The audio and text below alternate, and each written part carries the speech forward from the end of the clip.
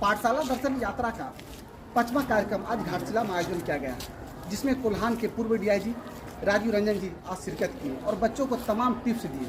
Sir, क्या कहना चाहेंगे पाठशाला दर्शन यात्रा के कार्यक्रम के बारे में? पाठशाला दर्शन की शुरुआत मैं जुलाई महीने के 18 तारीख से पटंगा से किया था। उस समय तक मुझे नहीं लगा था कि इतना लोग बच्चों का आकर्षण, इतना लोगों का सपोर्ट इस कार्यक्रम में मिलेगा।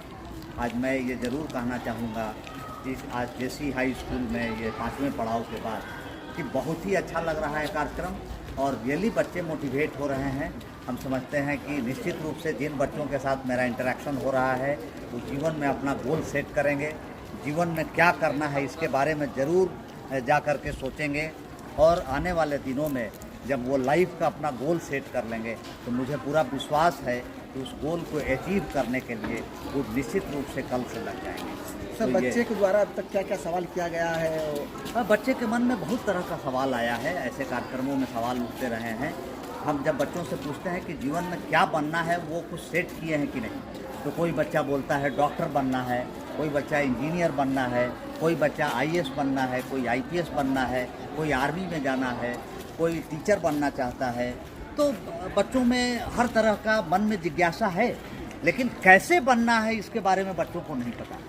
तो हम लोगों को और ख़ास करके टीचर्स को, शिक्षकों को ये बहुत ज़रूरी है कि वो बच्चों में उनके गोल पहले सेट करवाएं और गोल को अचीव कैसे किया जाए इसके बारे में उन्हें बताएं। तो सर, अभी तत्काल आप शिक्षा मंत्री और केंद्र मंत्री से भी मिले हैं अभी, तो उसमें क्या चाहते हैं, क्या बात हुई आपने? उनको उन लोगों से मिल कर के मैं ज्ञापन दिया और अपने इस कार्यक्रम के बारे में बताया और सरकारी स्कूलों में जो कमी है उसको भी दूर करने का रिक्वेस्ट किया, क्योंकि सबसे ज़रूरी है कि सरकारी स्कूल के बच्चे अपने मन में इन्फीरियरिटी नहीं लाएं।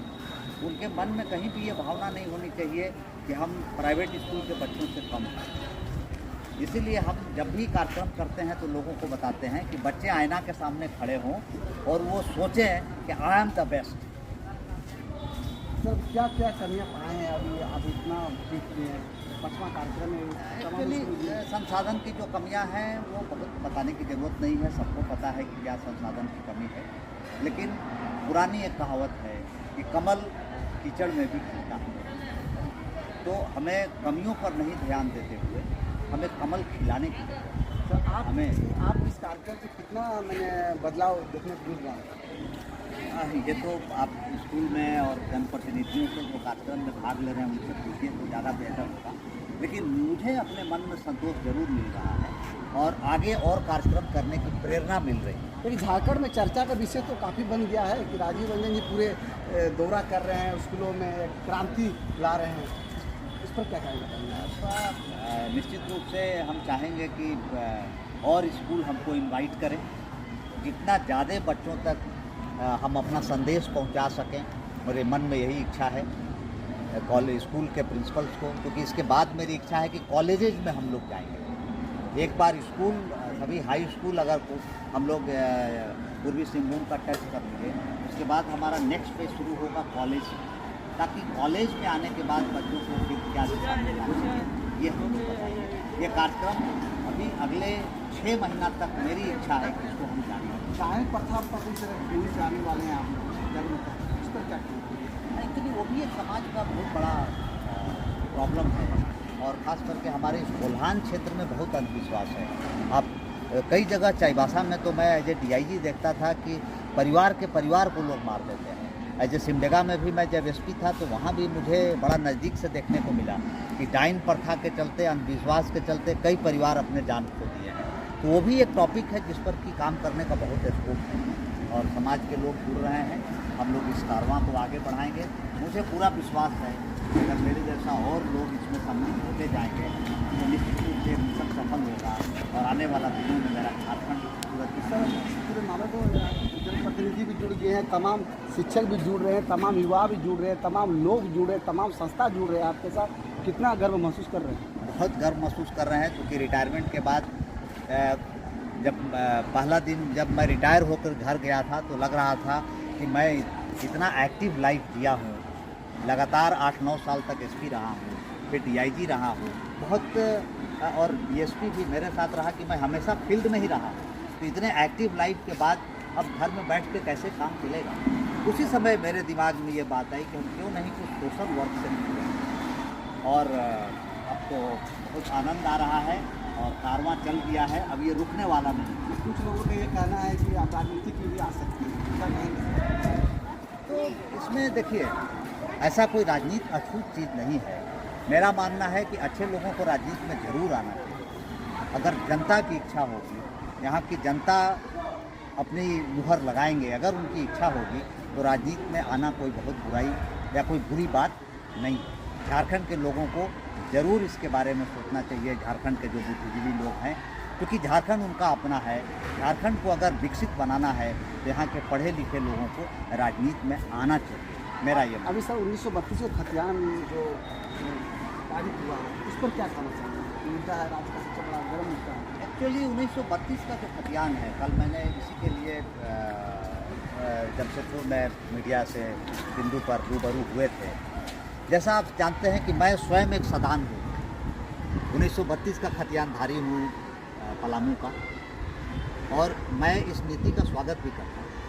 क्योंकि अगर आप कहेंगे तो मैं कहूँगा कि अगर 1932 के ही खतियानधारी अगर यहाँ चुनाव भी लड़े तो देखिएगा तो सबसे ज़्यादा खुशी मुझे होगी। लेकिन 1932 के खतियान में से हमारे यहाँ के मूलवासी कितने वंचित रह जाएंगे, इस पर सरकार को जरूर सोचना चाहिए। क्योंकि मैं इसके विगत एक सप्ताह से स्टडी करने के बाद पाया हूँ कि हमारे जंगलों में रहने वाले जो आदिवासी और मूलवासी लोग हैं, जो जंगल में अनुसूचित जाति के वैसे लोग हैं जिनको अपनी भूमि नहीं है और जो जंगल में वन पट्टा मिलने के बाद जंगल में रह रहे हैं, जबकि वो हज़ारों साल से जंगल में हैं, लेकिन चूंकि जंगल में कोई सर्वे नहीं हुआ, सर्वे सेटलमेंट नहीं हुआ, तो उनके पास सर्वे में नाम ही नहीं है, कहीं खतियान में नाम नहीं है। इसीलिए 2006 में झारखंड में एक एक्ट आया था, वन भूमि पट्टा अधिनियम, जिसके तहत हजारों गांवों को वन पट्टा दिया गया।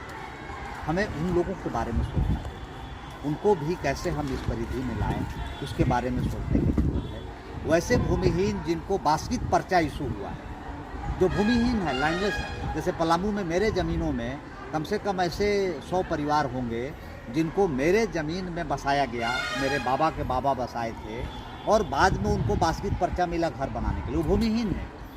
तो उनको कैसे हम लोग 1932 के खतियान लाने पर कैसे जस्टिफाई करेंगे, कैसे एडजस्ट करेंगे? ये बहुत सारी ऐसी चीज़ें हैं। इसमें भाजपा बोल रही है आनंद फार्म में इस तरह का कर दिया गया।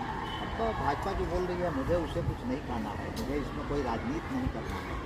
मैं सिर्फ इतना ही चाहता हूँ कि झारखंड में जो भी नीति आए तो झारखंडियों को ध्यान में रख करके आए, कि झारखंड का एक एक व्यक्ति अंतिम पायदान पर बैठा हुआ व्यक्ति को फायदा है। ये सबसे ज़रूरी है कि झारखंड में जो अंतिम पायदान पर व्यक्ति है, जो कि बिल्कुल शहरों से कटा हुआ है, चाहे वो विघोर समाज हो, पहाड़िया समाज हो, हमारा जंगल में रहने वाले वैसे मूलवासी हों, आप सरंडा के जंगलों में जाएं, कोल्हान के जंगलों में जाएं, कितने पहाड़ों पर और ऊंचाइयों पर बसे हुए आपको गांव नजर आ जाएंगे, जो अभी भी उनको ठीक से राशन कार्ड नहीं बना। ये बहुत ज़रूरी है कि उन सबों को ध्यान में रखते हुए सरकार इस पर निर्णय ले, ताकि कोई भी जो असली झारखंड का मूलवासी है वो वंचित न रहे। Thank you. तो सुना आपने पूर्व डीआईजी राजीव रंजन सिंह का कहना है, सरकार तमाम मामलों को, तमाम मुद्दों को देखते हुए इस पर पहल करे। इस समय जमशेदपुर से विनोद केसरी।